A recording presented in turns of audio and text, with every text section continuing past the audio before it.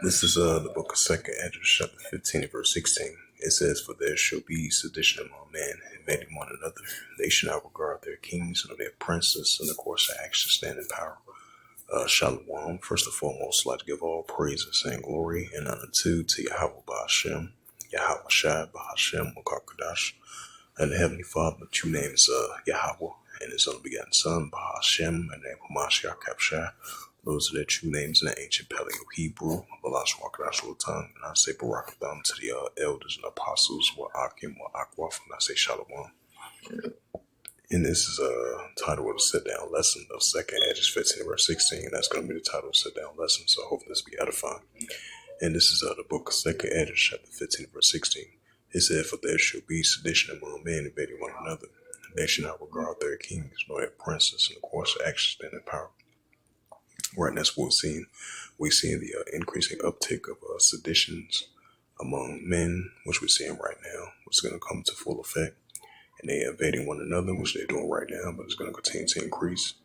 And they shall not regard their kings nor their princes. Right, their modern kings or princes, that's a leader. And of course, their actions stand in power. So you're going to have citizens rise up against their leaders in power, and of course, their actions stand in power, especially with these protests that's been taking place. Especially this protest has been taking place for the almost a week and a half with these immigration raids. You've been having citizens rising up against their leaders in power with these protests, these uprisings and uproars people in the world.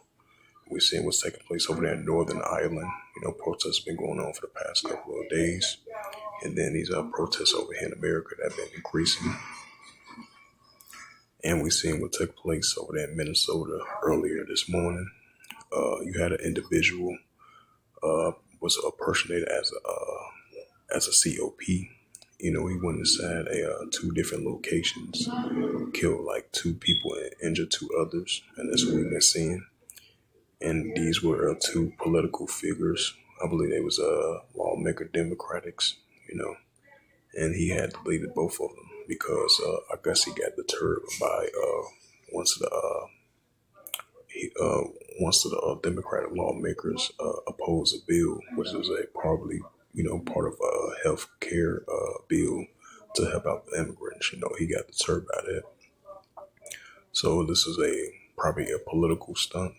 I mean, this was a political target, because of that situation. So this is a prime example that we're going to be seeing more and more in these other times. And we've seen what took place last week over there in Colombia.